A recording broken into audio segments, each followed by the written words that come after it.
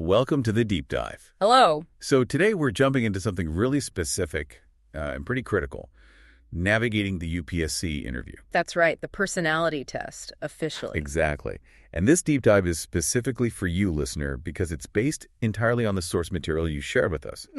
We're focusing on key bits from mastering the UPSC interview. Yeah, our mission here really is to kind of sift through that material and pull out the most important insights. The actionable stuff. The actionable techniques, yeah. Things that help understand this really crucial final stage of the civil services exam. And the source makes one thing crystal clear right away, doesn't it? This final interview. Yeah.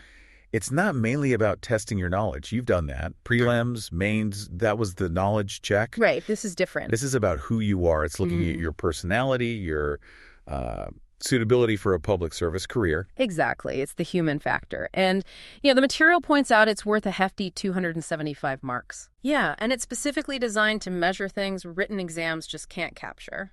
Okay, so guided by this text you provided, we're going to unpack what the interview board is really looking for. We'll break down the essential prep steps the source lays out, talk about handling the actual interview. The pressure, yeah. And importantly, how the source suggests you can let your authentic personality come through. Let's get straight into it then. The first big idea the text hammers home is understanding the core purpose. Okay. It's the final stage, sure, but its design is fundamentally different. It's explicitly not another academic test. So if it's not purely knowledge, what are they evaluating? Well, the source says they're looking at your mental caliber, your social traits, Right. and just your overall fitness, your suitability for public service. And it lists specific qualities, too. It does. Things like honesty, obviously crucial, your decision-making ability, leadership potential, and, being aware of what's going on nationally and globally. But what's really interesting is the emphasis on authenticity. The guide suggests the board genuinely prefers real, thoughtful answers over anything that sounds, prepackaged or rehearsed. So be yourself, essentially. Pretty much. They want to see a potential civil servant, not just a candidate reciting lines, a real person with real thoughts. That makes a lot of sense. Yeah. Okay, speaking of foundations, the source uses that exact word, foundation, for one specific thing. Ah, yes, the DAF. The detailed application form. That's the one. This is apparently where your personal story really comes into play. The guide insists you have to be ready, like really ready, to answer questions on everything in that form. Everything, like what? Your background, where you came from, your education, any hobbies you put down. The hobby strap. Exactly. Work experience, if you have it, and definitely your optional subject. And it gives that example about reading, right? If you list reading. Yeah, it's not enough just to say it. The text says, be ready to talk about recent books, authors in that genre, and the why. Why you enjoy them. Right. Show genuine interest, not just that you filled a blank. Okay, so that's the personal foundation. What about the wider world? Current affairs, big focus here. The source strongly advises keeping up with things for at least 6, maybe even 12 months beforehand. 6 to 12 months. That's quite a stretch. It is, and it recommends specific sources, newspapers like The Hindu, Indian Express. Standard choices. Yeah, and magazines like Yojana, Kurukshetra, reputable stuff. And it's not just about passively reading, is it? No, definitely not. The text says you need to be able to discuss recent events, national, international, understand government policies and what they might mean, their implications. And that probably leads into trickier areas, too. It does. The source explicitly mentions handling controversial topics. Like what, for instance? Well, the guide gives examples like the CAA or the farm laws, issues that sparked a lot of debate. Right, so how should you handle those? The advice is to practice articulating balanced views. The panel isn't necessarily looking for agreement or a strong stance, but your ability to think critically. See different sides. Exactly. Consider multiple perspectives, present a measured response. It shows intellectual maturity. The source stresses discussing these things thoughtfully, neutrally. Okay, that makes sense. And discussing anything relies heavily on communication. What does the guide say about that? Pretty straightforward advice, actually. Speak clearly, be concise, project confidence. Easier said than done sometimes. True. It also mentions trying to avoid filler words, the ums, the likes, we all do it, but something to be mindful of. And active listening. Really important. Make sure you fully understand the question before jumping in with an answer. And tone. What about tone? Crucial. Maintain a polite, respectful tone. even if you disagree with something a panel member says. You can disagree politely. Exactly. The source highlights that shows professionalism, respect for the whole process. Okay, so you need these skills. How do you practice? How do you get ready for that environment? Mock interviews. The guy calls them key, capital K. Right. Where do you get those? It suggests reputed coaching institutes, gives examples like Vajiram and Ravi, Vision IAS. Familiar names. Or working with mentors, people who've been through it or understand the process well. And what's the main benefit? Simulating the real thing, according to the source.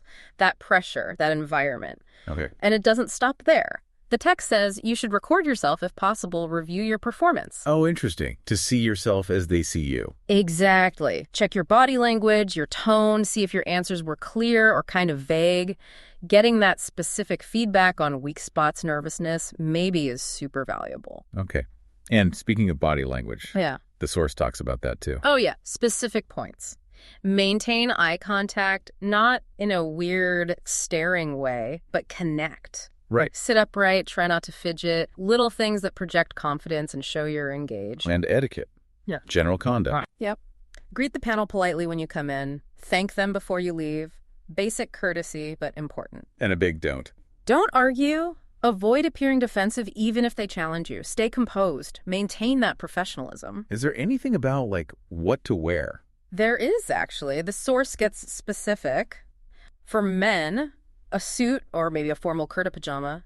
For women, a sari or a formal suit, typically in sober colors. So dress the part. Formal, respectful. That's the idea. Present yourself appropriately for a very formal setting. Now, something that seems to come up repeatedly in this source, honesty. Yes, huge emphasis on this. Honesty and humility, hand in hand. How does that play out practically?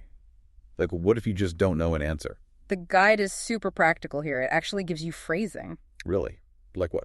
Something like, I'm not aware of the specifics on that, Sermon, but I'd be happy to learn more about this. Oh, that's good. Polite, honest. Exactly. Takes the pressure off, shows you're willing to learn, and crucially, you're not trying to fake it. Because they'll spot bluffing. The source warns against it strongly. Don't bluff. Don't be overconfident. It says the panel is very experienced. They can spot inauthenticity a mile off. Honesty and humility are key. Okay. So what kinds of questions should you actually expect? Does the guide categorize them? It does, broadly. You've got your personal questions. Yeah. Why the IAS? Why not the private sector? What are your strengths and weaknesses? That kind of thing. Standard interview fare, but in this context. Right. Then situational questions, designed to test your problem solving. The hypotheticals. Exactly. The classic example mentioned is, how would you handle a law and order crisis as a district magistrate? Okay. Puts you on the spot. Definitely. And then opinion-based questions, your views on big issues. Like reservation, climate change. Yeah, or India's foreign policy, stuff like that. And the advice for answering. What does it say? Keep answers concise, structured. For those situational ones, it even suggests a framework. Situation, problem, solution. A structured approach. Useful under pressure. Can be, yeah. Keeps you focused. Beyond the broad current affairs, are there specific knowledge areas the source says to focus on? Yes, 2 specific ones closer to home. Your home state and your optional subject. Ah, okay. So know your roots. Pretty much. Be really well versed in your state's history, culture, economy, any current big issues there. It shows connection, grounding. And the optional subject. I thought this was a knowledge test. It's not primarily, but the guide says revisiting key concepts is important. They might not grill you on complex theories. But they might ask something basic. Right. Being able to discuss the fundamentals reflects your academic depth, your ability to handle complex information. It's part of your profile. Let's talk about pressure. It's bound to be stressful. Yeah. How does the guide suggest handling that? It acknowledges it up front. The panel might deliberately challenge you, push back on your views. Why would they do that? It's often a test to see how you handle pressure, how you think on your feet, maintain composure. So the advice. Stay calm. Sounds simple, but crucial. Listen carefully to the challenge. Respond logically, respectfully. Don't get flustered. Any practical tips for staying calm? The source actually suggests things like practicing mindfulness or some simple breathing exercises. Beforehand, maybe even a quick calming breath during the interview if you need it. Managing that anxiety. Okay, this next point from the guide sounds powerful. Leveraging your unique story. Yeah, this is about making your background work for you. How so? Identify what's unique in your journey. Maybe it's a rural upbringing, specific professional achievements, overcoming a particular challenge. Things that make you. Exactly. But don't just state them as facts. The key, the source says, is to connect those experiences to the qualities needed for civil service. Link it back. Right. Show how overcoming that challenge built resilience, how volunteering fostered empathy, how a project showed problem-solving skills. You're demonstrating you already have some of the attributes they're looking for proven through your life. That's smart. Turning your history into evidence. Precisely. And that flows right into the importance of attitude and ethics. What's the focus there? Your answers should reflect a positive outlook, a strong ethical compass. Align with values like integrity, impartiality, dedication to public service. Is there a warning attached to that? Yes, a clear one. Avoid being overly negative or excessively critical, especially about the government or society. So constructive, not just complaining. Exactly. Focus on solutions, positive perspectives, even when discussing problems. Show a constructive mindset. Got it. Any other little tips, sort of pro tips from the source? A few, yeah. One is watching interviews of past toppers. To see how they did it. Kind of. To understand the flow, the expectations, the demeanor. The source even mentions a specific channel example, Unacademy UPSC's channel. Okay. Anything else? Joining discussion groups is suggested. Good practice for articulating thoughts on various topics with other people. Makes sense. Practice talking things through. And here's a neat one.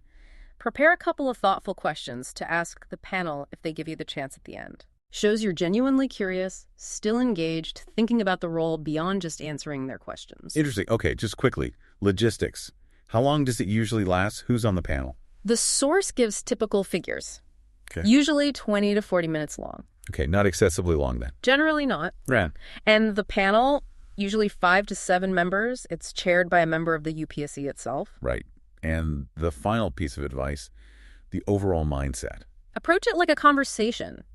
A structured, formal conversation, yes, but a conversation about your suitability, not an interrogation. And let your personality shine through. That's the core message repeated throughout. Be prepared, be honest, but be yourself. So wrapping this up, this deep dive into your source, mastering the UPSC interview, what's the big takeaway? It really hammers home that the personality test is fundamentally about assessing you, your inherent qualities, your suitability. And that assessment requires serious prep. Absolutely.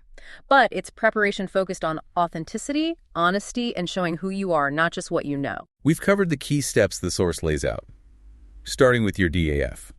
Staying on top of current affairs, Honing communication, practicing with mock interviews, paying attention to presentation, body language, the absolute need for honesty, being ready for different question types, knowing your state and optional subject, handling pressure, leveraging your unique background, and showing that positive ethical attitude, all drawn from the text you provided. It's a comprehensive guide, clearly. Yeah. Thank you again for sharing it for this deep dive. It's given us a lot to unpack. Definitely. And maybe a final thought for you, the listener, to chew on based on everything we've discussed from this source. Okay. Given the strong emphasis on authenticity, on showing inherent qualities, how do you actually do that under pressure? How can you weave your genuine personal values, your unique life experiences into your answers seamlessly so it feels real and integrated, not just tacked on or recited? That's a really good question.